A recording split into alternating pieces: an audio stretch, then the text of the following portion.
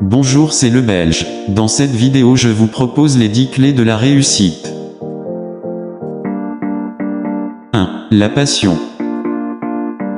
La passion ne signifie pas nécessairement qu'une entreprise doit être construite autour d'une passion, mais plutôt qu'elle se construit avec passion. Et cette passion qui est le moteur de l'action naît des valeurs que nous honorons au travers de ce travail. 2. Le travail.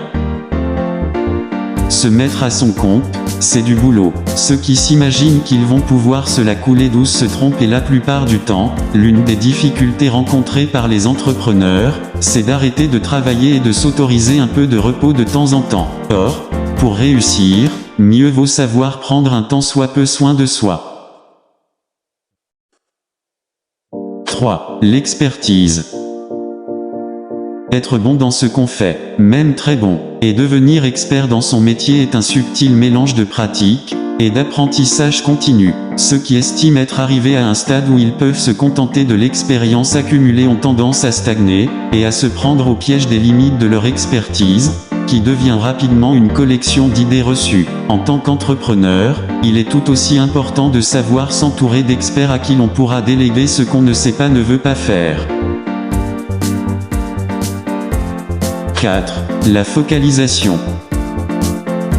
Être focalisé sur son objectif, c'est savoir se concentrer sur chacun des objectifs que l'on se fixe, mais aussi avoir une vision à court, à moyen et à long terme du développement de l'entreprise. Être concentré sur cette vision ne signifie pas qu'elle est figée ou gravée dans le marbre, elle peut être ajustée en fonction des circonstances et des envies. La garder à l'esprit permet d'avoir un cap et ne pas naviguer à l'aveuglette.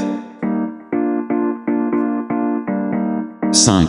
Dépasser ses limites. Aller toujours un peu plus loin, oui, développer ses compétences, dépasser des doutes, surmonter une éventuelle timidité, oui. En revanche, Richard Strick jeune encourage à se dépasser physiquement, ce qui laisse dubitatif, car cela peut rapidement se traduire par l'acceptation d'un excès de fatigue qui mène surtout à une baisse en efficacité et un risque que plus loin devienne vite trop loin. Attention à la possibilité de burn-out. 6. La valeur. Proposer des produits qui apportent une réelle valeur ajoutée. Espérer prendre des parts de marché en n'apportant rien de plus que la concurrence est illusoire. Vouloir réussir en inventant des besoins de consommation qui se substituent aux réels besoins de l'être humain est non éthique car psychotoxique. La valeur, c'est le bénéfice réel du produit pour le client. 7. La créativité.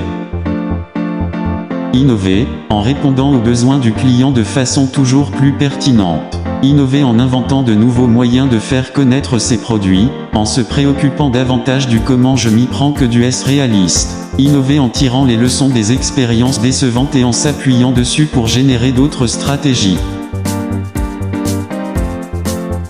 8. La persévérance.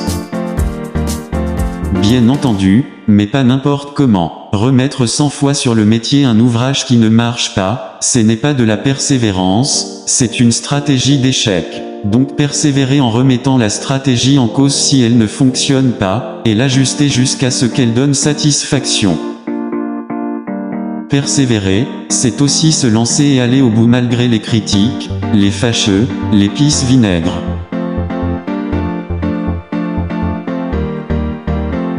Ces 8 points font partie intégrante d'une dynamique entrepreneuriale qui permet de fonctionner de façon autonome et de s'affranchir des codes pour peureux, des idées reçues, pour s'autoriser à créer son propre chemin.